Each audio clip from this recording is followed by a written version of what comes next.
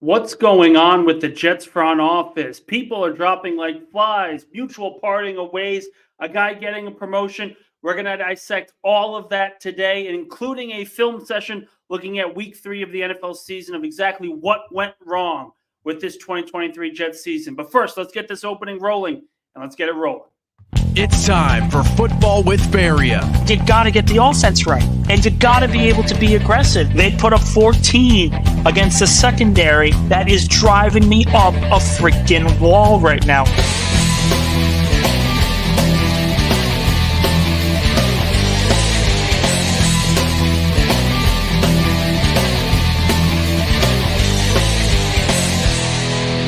Now here's your host, Nick Faria. All right. Thank you guys for coming on. For those of you watching, for those of you coming on for the first time, welcome. Football with Faria. Nick Faria here talking to you all things New York Jets and NFL centric. We got another show coming tomorrow, so that'll be the day. We'll probably break down the Super Bowl on Sunday. But there's a lot of stuff happening with the New York Jets. A lot of stuff going on. The front office is pretty much in a state of flux, and really the question becomes, is a front office collapse beginning? You normally see a lot of changes to the coaching staff at this time. You don't really see a lot of executives changing. Usually that's after the draft. Scouting reports and scouts usually change hands and all those other different things. But now specifically, the New York Jets have lost their assistant GM and their director of player personnel in a week. Pretty crazy to think about, where it's a Thursday, it's 5 o'clock on a Thursday. Everyone's thinking about, hey, the Super Bowl is going to be in a couple days. The Combine's going to be at the end of the month. Free agency starts in about a month. There's a lot to look forward to, a lot to be positive about with these New York Jets, because they are going to have cap space. They are going to have enough draft capital to improve the roster into the 2024 season. But then this happens. And this is kind of where I've said over the last month, when the breaking news came out about the Athletics article detailing exactly how the coaching staff struggled to do anything consistently and at an appropriate level throughout the 2023 season. As badly as it ended, they went 7-10. They still went 7-10. They didn't go 3-14. It wasn't a complete dumpster fire. They went 7-10 with a team that didn't have their starting quarterback. And for most organizations, you can bypass that. You can say, listen, we didn't have our quarterback. We'll make it work next year when everyone is back at 100%. That isn't really happening with the Jets, because what we're essentially seeing now is the rats running away from the ship. The Athletic coming out with their report stating Robert Saleh did not do his due diligence. Nathaniel Hackett did not do his due diligence to save the season. It screamed, like I said last week, it screamed of a report pushed by front office executives to try and save their job and save their legacy in New York. But now we're seeing two front office members, two prominent members of the front office. Rex Hogan mutually parts ways with Joe Douglas. He had been with the team for 4 years. He came in when Douglas came in. He was his number 2 man. And now Chad Alexander, the player personnel guy, heads for a promotion to the Los Angeles Chargers. And the one thing that I'll say as we break down here on Football with Faria, if you guys have a question, you guys have comments, want to call in, you got the link down in the YouTube description. Any likes, shares, obviously appreciate it. But we do have a lot to get to today. I do want to start week 3 of the NFL season, where we break down the Patriots tape. At least the first half. We're going to try to get to the first half. I do have class at 6. Professor Faria back in action at LIU Brooklyn, so it's going to be a lot of fun there. But with Alexander, there's really 2 trains of thought that you can have when you are looking at this through objective lenses. And I say objective lenses. Everyone who's a fan of the Jets is going to have their preconceived notions. Everyone's going to have their opinion on what this means.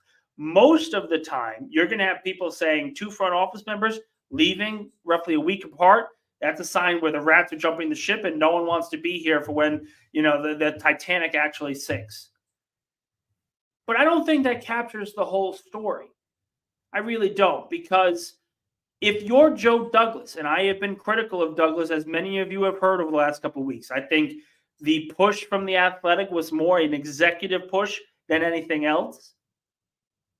And Douglas shares the brunt of that blame. I would put in terms of blame for the 2023 season outside of injuries on Joe Douglas. We've had these conversations before, guys. We had it on here and we had it on the Jake Asman show thousands of times. Joe Douglas bears his brunt of responsibility for the team's struggles. But because he lost an assistant GM and the player personnel director, that's not necessarily a sign where people are trying to get away from him. To me, what this says is the team is good enough where there are people within the organization that other organizations want. And you may think that's outlandish. You may think that's a little bit of a reach. But the perfect example I have is in Philadelphia. Brandon Brown, Andrew Berry, the woman now with Cleveland. You have the Weidel guy, Andy Weidel, is now with Pittsburgh. You have had 5 different executives for the Philadelphia Eagles leave in the last 3 years. 5 in the last 3 years. That is a tremendous overturn of talent in the executive office. But that's also a sign of saying, hey, these guys do it the right way. These guys know how to evaluate talent, know how to get the best value in free agency, and know how to sit there and say, hey, I can fleece you in a deal and you won't even know about it. That's what the Philadelphia Eagles have been built on for the last decade. They will always have this thing where they start out really, really well and then just fall flat on their face. And then it takes a year to rebuild. And then they go right back up again. That's what they've done all this time for the last decade. It's why they are considered a top organization. So for the Jets to lose out on a person on their staff because he wasn't offered a promotion on the Jets side, I think is short-sighted, because if you're an organization, you have 2 trains of thought. You can hire from within at all times, or you can say, well, we have our people here. We want to keep our people here until they are ready. And we do want to bring in fresh new ideas.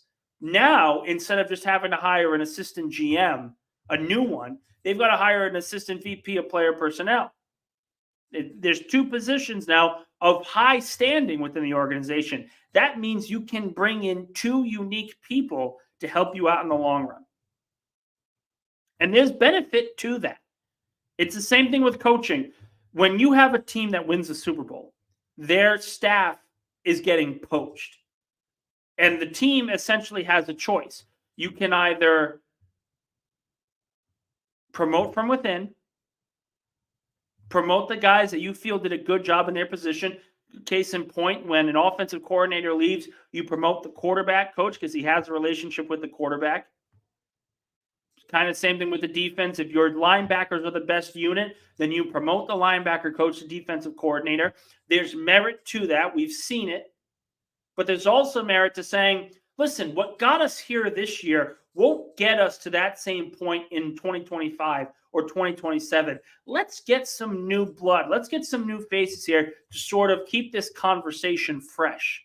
Keep this conversation unique so we're not rehashing the same ideas. In that way,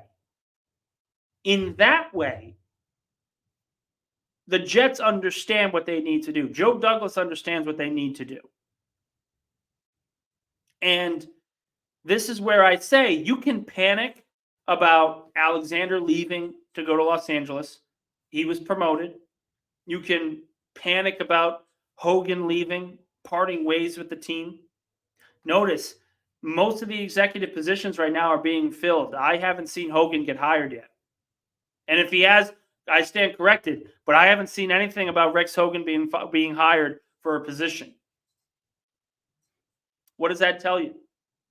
Not to say that he's a bad guy, not to say he's a bad evaluator of talent, but Alexander was quickly poached. That's not a bad thing. That tells you that you're doing something right. And this is kind of where I say process matters to executives. I heard many different owners over the last few years talk about process and the process of making draft selections and the process of free agent signing, the process of trades. Not every trade's going to work out. But if you have a good process and you stay true to your values, you're going to have some backing within the executive office. Philadelphia traded for Kevin Byard this offseason, this season, and it blew up in their face. Byard did not play well. The defense was a horrific mess for pretty much the entire year. The entire year was a mess, and Byard did nothing to help. Does this mean that Howie Roseman's a bad general manager? Of course not, because he understood that the team needed a safety. So he went and got the best available safety at the right value without giving up the farm. The process was good. The execution, it just wasn't. And that's where we as fans, we as media and everyone else, we have to understand that not every move is going to work out.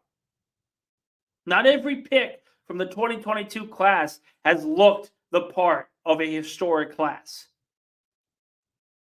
But the big pieces, the big value of that draft has not just been nailed. It is a historical, and I keep saying this, a historical draft. And you know who takes part in those historical drafts? It's not just the GM, it's the director of player personnel. It's the assistant GM. And that's where a guy like Alexander comes in, well regarded, and you get Sauce Gardner, you get Garrett Wilson, Breece Hall, Jermaine Johnson, all in the same draft, all in the first 4 picks. All in the first 4 picks. That's a sign of a good process. Will McDonald, taken at whatever it was, 14, 15. Is that a good process? To me, I will argue it is. Because as bad, I wouldn't say it's bad because he didn't have a bad rookie year by any stretch of the imagination. But I would say as frustrated as fans are with the Will McDonald selection, the process of drafting a defensive end when you know 2 of the ones on your roster are going to be free agents the very next year, that's a sign of a good process. That's a sign of staying ahead of the problems, staying ahead of what your team is going to need. So I defer to you, Jet fans, your opinion on what you guys think. Let me know what you guys think about Alexander leaving, if this is an indictment on Joe Douglas or not. I don't think so. And based on conversations that I've heard with people in organizations, they look at teams who get poached and say they have a good process. The executives, they do the job right. Think about it this way. Consider this as well. Alexander was here in New York for about 4 or 5 seasons. He has done a masterful job, a high riser within executives, could easily be a GM in the future. Who's the GM now of the Los Angeles Chargers? Well, it's the Horowitz guy, and Horowitz was hired, Ed Horowitz, from Baltimore. What's the link between Horowitz and Alexander? Well, they worked together for 20 years. Alexander got his start in Baltimore. Joe Douglas got his start in Baltimore. So they knew each other. That's how that relationship was built, and that's how that front office sort of chemistry was built within the New York Jets.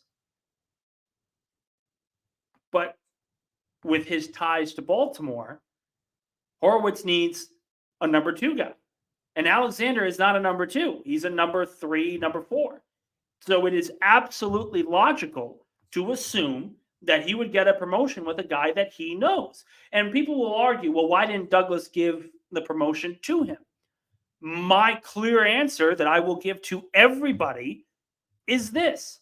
Do you want the same conversations and the same process every single year? The right answer should be no. Particularly in the NFL, when things change, the strategies change, the way you win in the NFL changes every year. You should not have those same conversations. You should be looking for fresh ideas at every single turn. Because that's how you develop. That's how you bring in fresh ideas and stay ahead of the curve. That's how you stay involved and aggressive and among the top teams in the NFL. And yes, the Jets haven't been to the playoffs in 13 years. Every fan has a right to be frustrated over every move they don't like, because there's been very little to show Jet fans that they are wrong.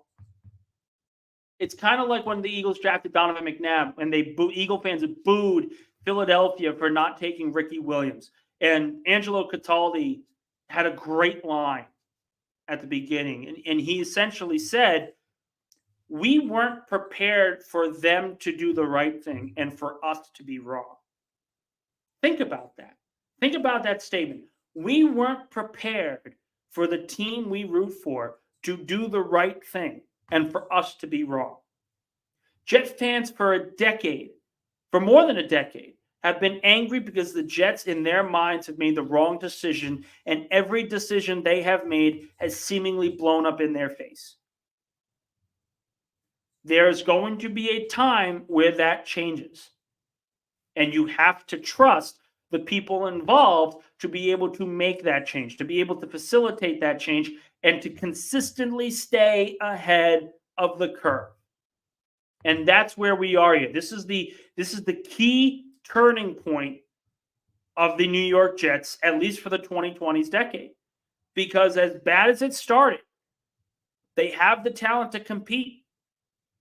They have executives that are really good in a lot of different avenues. They have a coaching staff that's really good in a lot of different avenues. You have a franchise quarterback. You have quality skill guys. You have a great defense. Now is the time to separate yourself from this middle of the pack 7-10, 8-9, 10-7 kind of team. You got to go all in.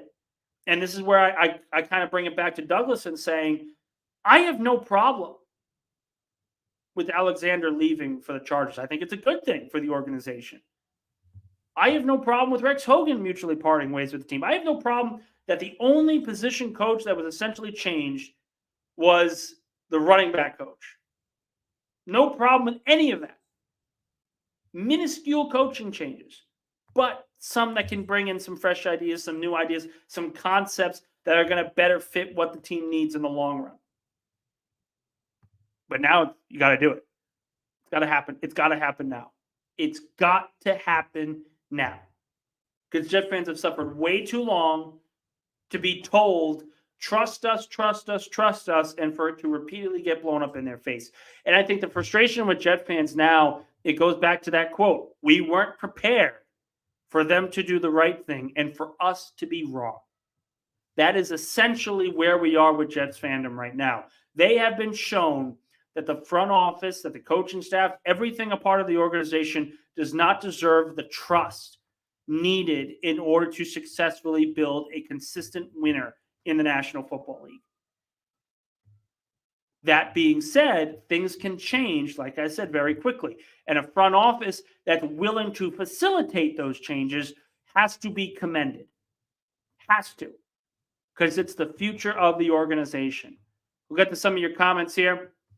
From Maz, Salah is far from perfect, but there is no chance they were winning this season with Zach Wilson.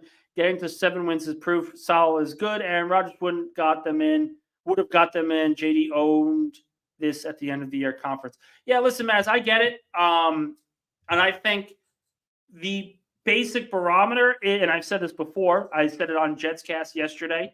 I said it with Play Like a Jet with Scott Mason. They make the playoffs with Aaron Rodgers last year. They absolutely make the playoffs with Aaron Rodgers, because we're going to look at one of those games in a couple minutes, but they lose a game that we're about to see, that if Aaron Rodgers is the quarterback, they're probably winning by 3 scores. I say probably, more than likely. Even if Rodgers isn't at his best, they are winning the game by 3 scores because they were so much better than the other team. And the only thing that got in their way in that game was Zach Wilson. But and also, to be fair, was Zach Wilson the reason why they lost every single game? Of course not. Coaching plays a part. The inability to get a second receiver plays a part. the poor development of offensive linemen and trying to figure out all the injuries was a reason. But again, you lost to the Falcons by not scoring 20 points. You lost to the Raiders by not scoring 20 points. You lost to the Patriots by not scoring 20 points. You turn those 3 wins around, you're 10-7, and you're in the thick of the playoff race for the AFC. And then you go into and say, well, if Aaron Rodgers was there, does he fumble at midfield against the Kansas City Chiefs, a game that we're going to watch in a couple weeks? Of course not.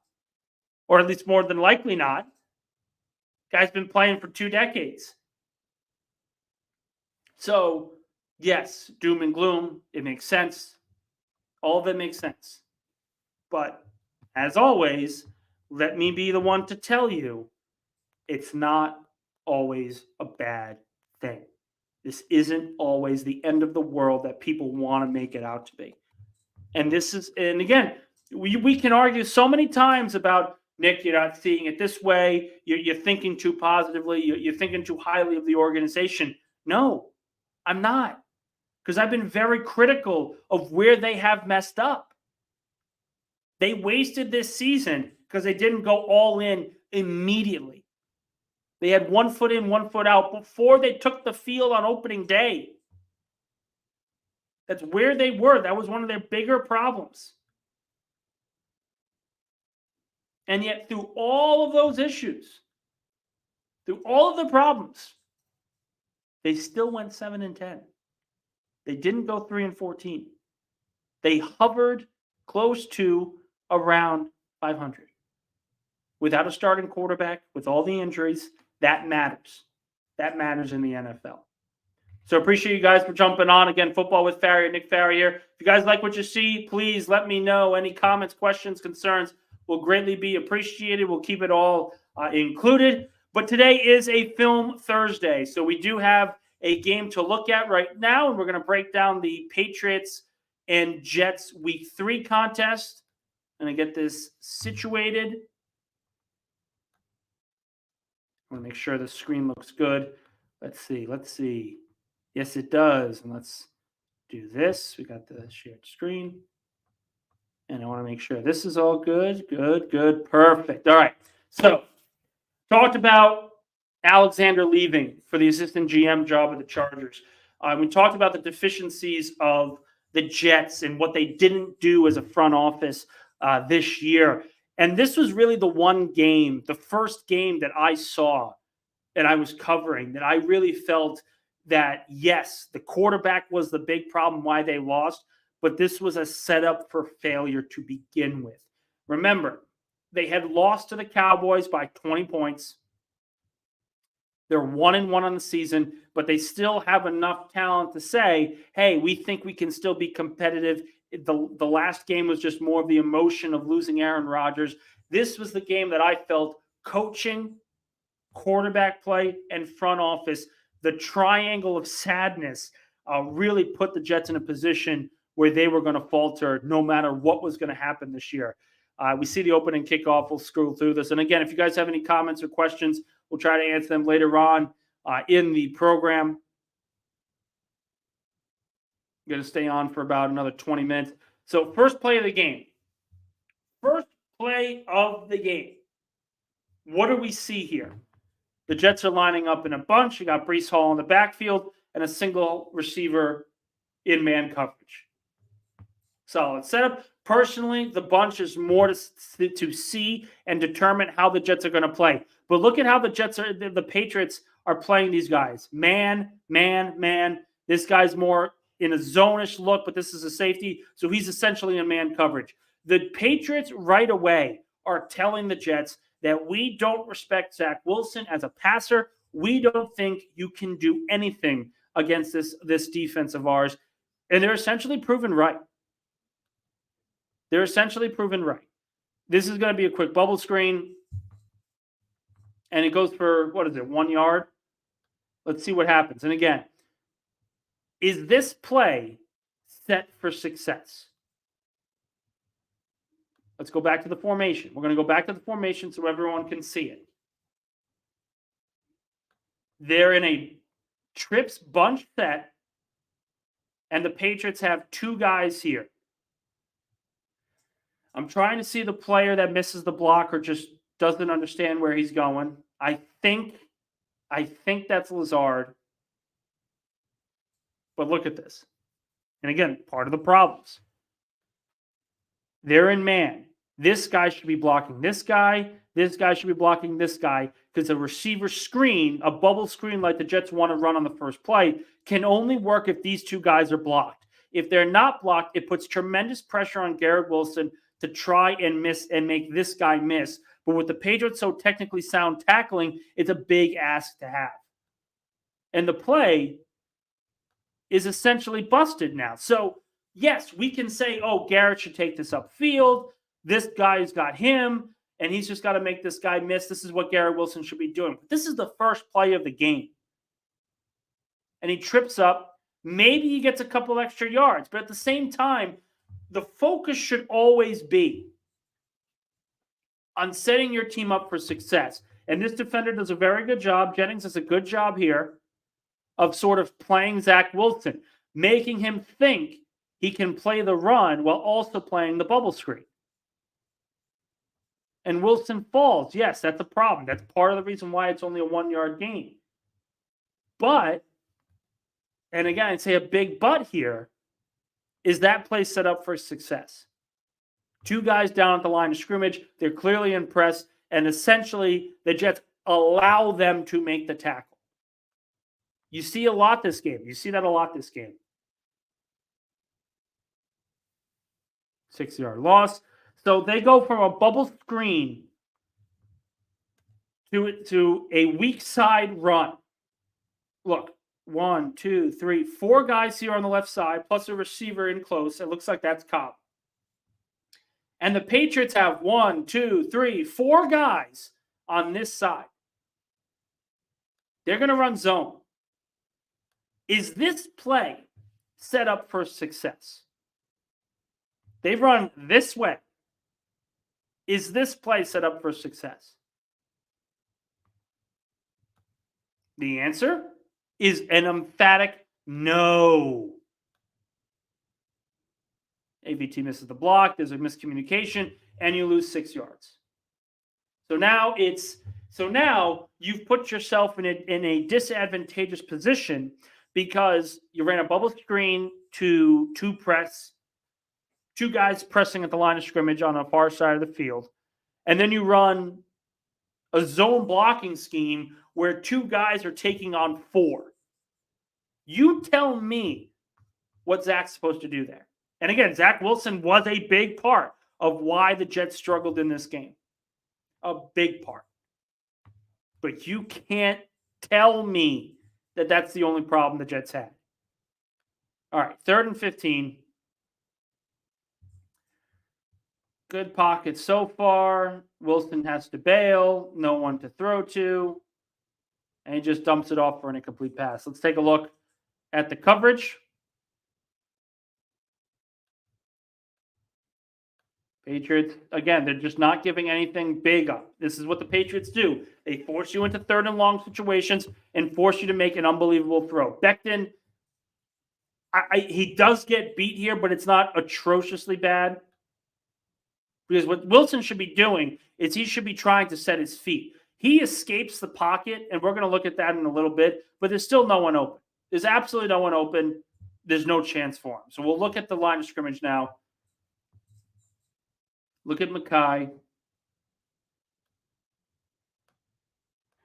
Long, drawn-out play. Nobody's open. What Wilson should be doing here is shuffling his feet a little bit outside so he can still step up in the pocket. Instead, he just bails out, and there's no one to throw to. He's sort of kind of lost in the corner. And the Jets have to punt. First drive of the game, they lose 5 yards. It takes 1:42 off the clock. There's no momentum. There's no consistency. The quarterback play could have been better, but it wasn't the only reason why the Jets struggled in that particular drive, which is something that I do want to highlight. Because it's not always Zach Wilson, and we're going to see it throughout the year. It's not always Zach Wilson that's the problem.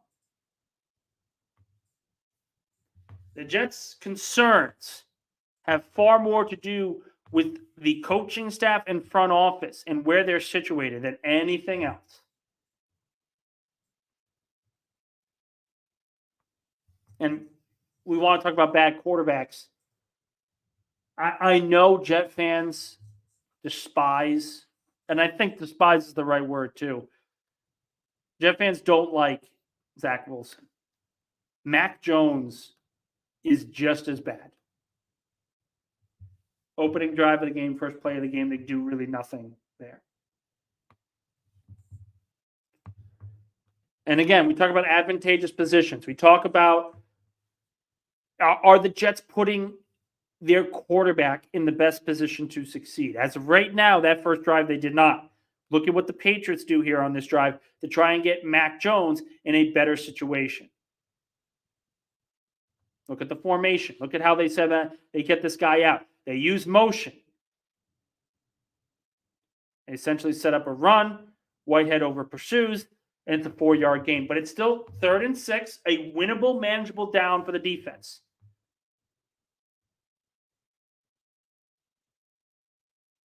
Not sure why this thing is lagging here, but we'll still work on it. We got this.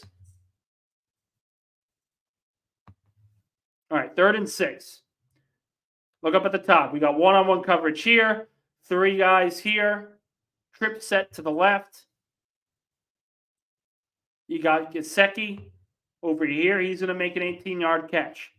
Let's see what happens and the reason why.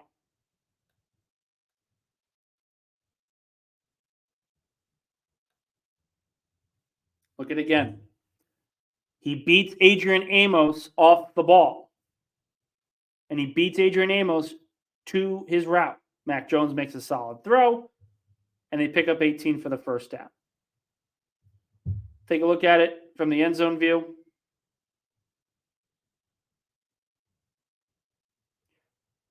They send essentially a quasi-blitz, but again, Gesicki's wide open. You have to be able to make the easy throws. That's about as easy as they're going to get in the National Football League. He's open. They run a draw. And they just do really a good job of covering that up. Let's see who made the big play there. It looks like the defensive tackle.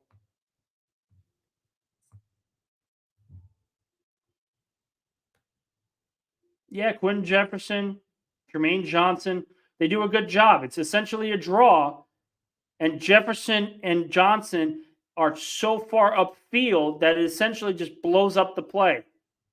Quincy does a good job of wrapping up, getting the tackle down. It's a loss of 1. But that's good stuff. This is good stuff. From a team that struggled to stop the run at times, that's good stuff.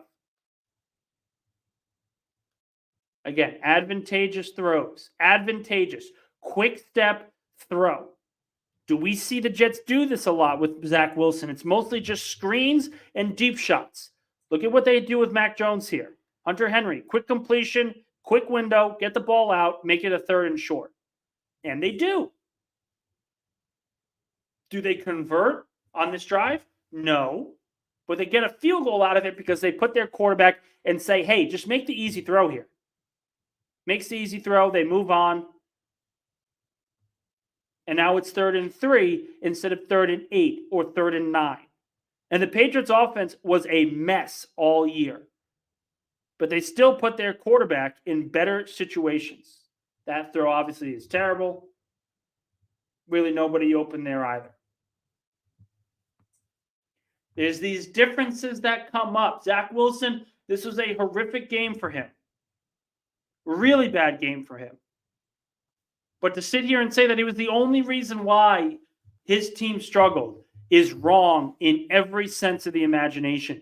Because you're already seeing in the first 2 drives of the game, the Patriots adamantly and were comfortable enough making Mac Jones do the easiest stuff possible, and the Jets didn't allow Zach Wilson to do that. Setting yourself up for failure. Essentially what they did. This is a good drive here, a good microcosm of what I'm talking about this drive. Let's take a look. Opening play of this second series. It's 3-0 Patriots now. And you get an early 3-yard run by Breece Hall. And again, This is still the Breece Hall that is coming back from ACL surgery, still the guy that is not 100%. And he may have looked at it on a couple of runs. This Hall's got to be hit a little bit quicker. But again, the context included is that Hall is not back to 100% yet. He's still coming back, and it's perfectly fine. You pick up 3-4 yards, that's a third and manageable just based off of the average. You should be wanting that. All right, 2nd and 7.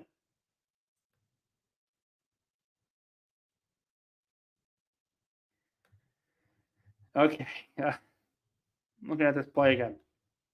Look at the coverage, and then we'll look at the offensive line. The Patriots are kind of going in this delayed blitz.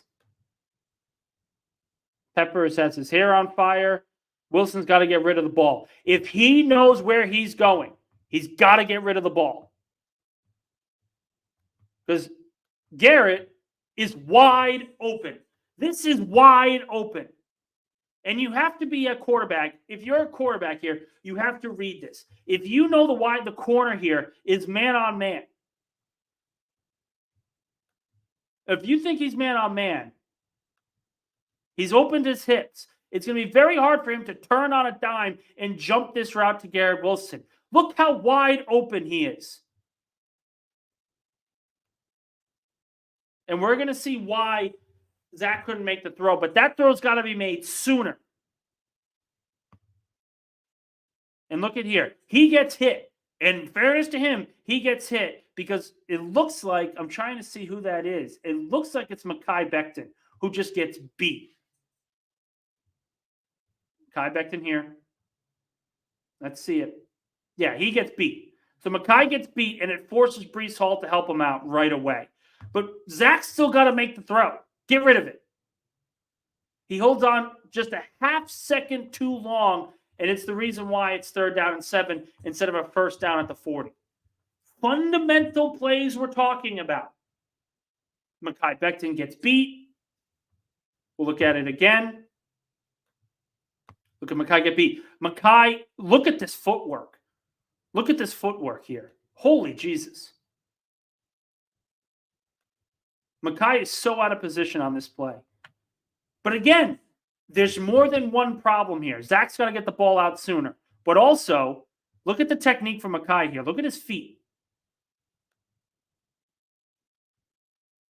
Everyone is in a pass blocking stance because they're essentially running a play action pass. Everyone is balanced. And Mekhi is not. Because he's going out thinking that this edge rusher is going to attack upfield, and instead the edge rusher collapses inside, and it puts him completely out of position. The footwork for Mekhi Becton there is about as bad as you are going to see. I mean, this is just bad. Just look at the feet. He bounces out and then gets caught out of position. That's not how you teach it. That's not a Keith Carter problem. That's not how it's taught at all. So now it's 3rd and 7, and the Jets have to get a 1st down. You got to get some momentum. There's a simulated pressure, and let's see what Zach Wilson does here. Notice the difference. Zach gets the ball out a lot quicker, and they pick up a 1st down. Notice the difference between Zach on this play instead of the 2nd down one. Garrett's essentially open. He's got to get rid of the ball. Yes, he hasn't completed his drop, but you got to get there quicker, particularly if you see a blitz coming. And look at the difference here on this particular play. Patriots send pressure, and it kind of breaks through. But he's already in position to throw. He's not out of his break yet, and the ball is already prepared to come out. That's a good ball. That's a really good ball. I mean, just look at this again. I went back to the viewing, but step, throw to a spot. The spot's there, and it works for the 1st down. Look at the pocket. The pocket is already going to be a mess, and he knows it. There's blitzing. Thinks he's going to get hit, but he still delivers an accurate throw. And this is the inconsistencies that we saw from Zach Wilson all year. It really is. We have Dalvin Cook here on a 3-yard run. Going to be on for another 10 minutes, guys. We're going to try to answer all the questions and everything. Notice the difference as well. On opening day, and in some cases against the Cowboys, Dalvin Cook and Breece Hall were in the backfield together. Today, it's Nick Bowden. Something to keep in mind. All right, so Cook's here. He's got the ball. Let's see where he goes. He could go here, pick up 3. He decides to try and cut in. Still picks up 3 yards. So that's fine. Again, like I said, 3-yard gain is nothing. That's perfectly fine. A perfectly acceptable outcome on a first down. Now, second down is important. We talk about the Jets being unable to produce on third down because they're in a lot of third and long situations.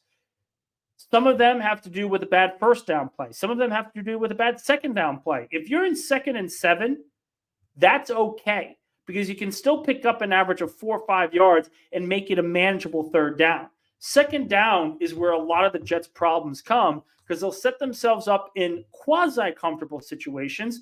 They're going to need to make a big play on second down, but it's just not – it's just blown up on second down, and this is exactly why. Let's look at the line. Cook loses a yard here. Look at the down and distance. 1, 2, 3, 4, 5, 6, 7, 8 guys in the box. Jets have 1, 2, 3, 4, 5, 6, 7, 8 guys in the box. You get a hat on the hat, you can potentially pull off a big game. Well, look what happens. Conklin gets beat a little bit, so it forces Cook to have to bounce it outside, and Lazard gets beat as well. They trip up Cook. It's a loss of 1. Fundamental plays. Not being able to pick up a blitzer. Not being able to get a hat on a hat. These are reasons why the Jets lost 15-10. And it doesn't always mean that Zach Wilson was the problem. And he was a problem in this game. All right. Look at the pocket. Look at the routes. Is anyone open? Yes, he is. We've got a check down here with at least 5-6 yards. We've got a receiver here that looks like he's going to be coming upfield, but let's see. Yep. So you can essentially try to thread the needle here and see if you can make the throw. But look at Tyler Conklin. Conklin's open. Conklin's open, and he's about 2 yards downfield based on where the ball was snapped. 2 yards downfield. But this is a player that you should be able to beat against. Or at least give your team a chance to succeed. Instead, Zach Wilson gets hit and takes a sack.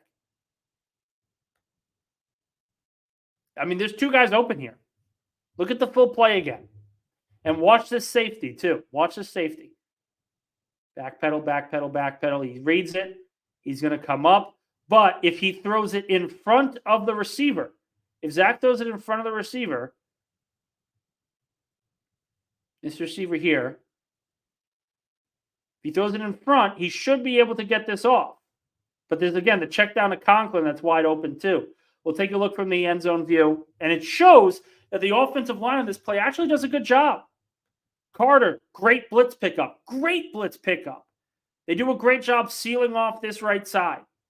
Zach's got all day to step up and throw, and he doesn't make the throw. He's overthinking. And now 3rd and 8 comes into another punt. Fundamental problems. I mean, that's the first one of the day. There's 7 minutes left in the first quarter, and that's the first real play where I looked at it and said, holy heck, what's the quarterback doing here?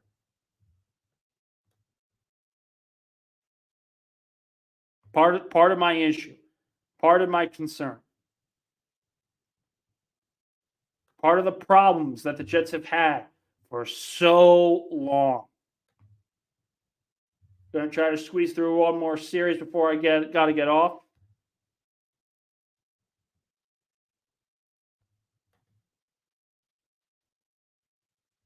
And again, if you guys think I'm wrong, let me know. I'd love to hear everyone's opinion. I'd love to hear what you guys think. All right, so Patriots lead 3-0, middle of the first quarter. They pitch it out, And the Patriots do a great job of blocking this up. Elliott's got room, and he's got a full-on crease because you essentially had a cut block on 2 defensive tackles. I mean, look at how well blocked this play is. Look at these 2 guys. Cut block. Actually, really Andrew's trip, but still, it worked out. 12-yard run for Elliott. They pick up a first down. Everything's hunky-dory.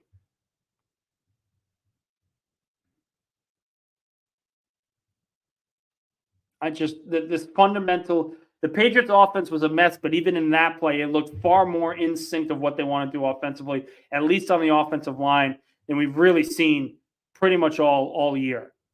All right, now notice this. I want to show this play. Mac Jones had a horrific season this year. A horrific season. He was benched for a reason. Look at what he does on this play. It's essentially play action and get rid of the ball. We've got a corner here. I'm trying to see this. I think it's Sauce. Giving a cushion. Giving a cushion to Bourne. And the ball is out. Take the safe completions. Mac Jones, for his fault, takes the safe completion at all times. If Zach Wilson did that in this game in particular, the Jets are probably winning this game even without Aaron Rodgers. Even without him.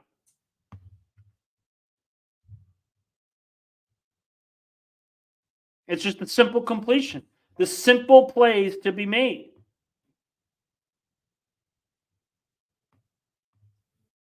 Jets do a good job here. I really like the tape that I've seen so far. I've really been impressed with Solomon Thomas. And the Jets will be doing everything in their power to bring him back. I know he's going to be a free agent. But I really like what I've seen from Solomon Thomas through 3 weeks of this tape. The Patriots are trying to double team him, but he does such a great job of getting off the ball that they can't, and they essentially have to let him go. It's such a good job by Solomon Thomas. And he's a locker room guy. We know he's a locker room guy, but the Jets should be doing everything in their power to bring him back next year.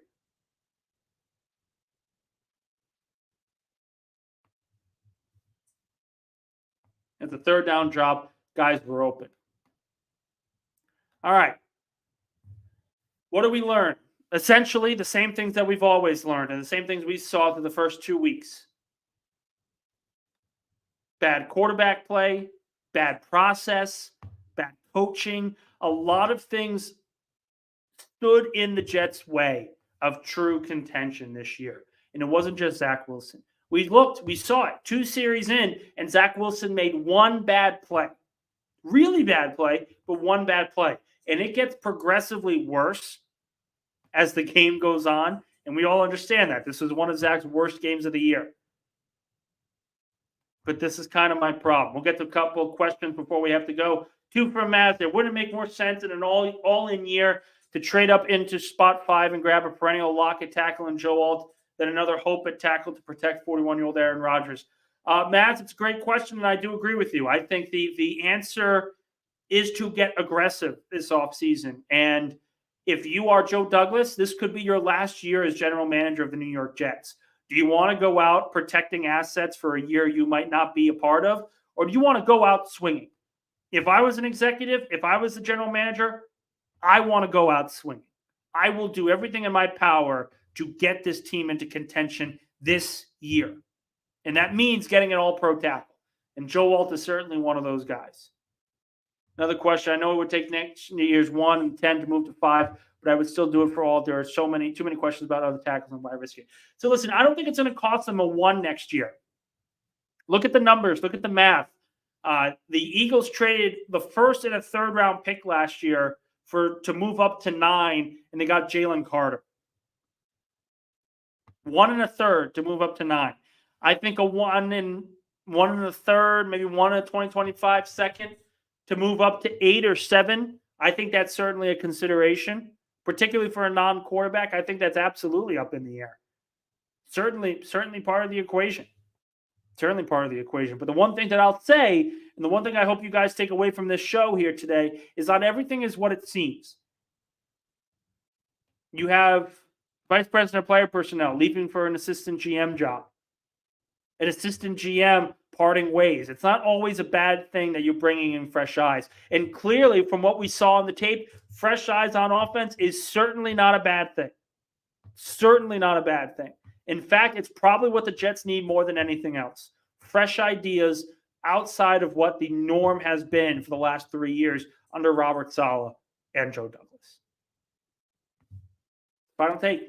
It's my final point of the day. I will see you guys tomorrow. I'm still debating between to go on at 9 or 5, but you'll know if you guys subscribe to the YouTube channel, Football with Faria. Again, like, subscribe, share, comment, whatever you guys need to do. All of it's appreciated. We'll see you guys tomorrow. Thank you guys so much for joining.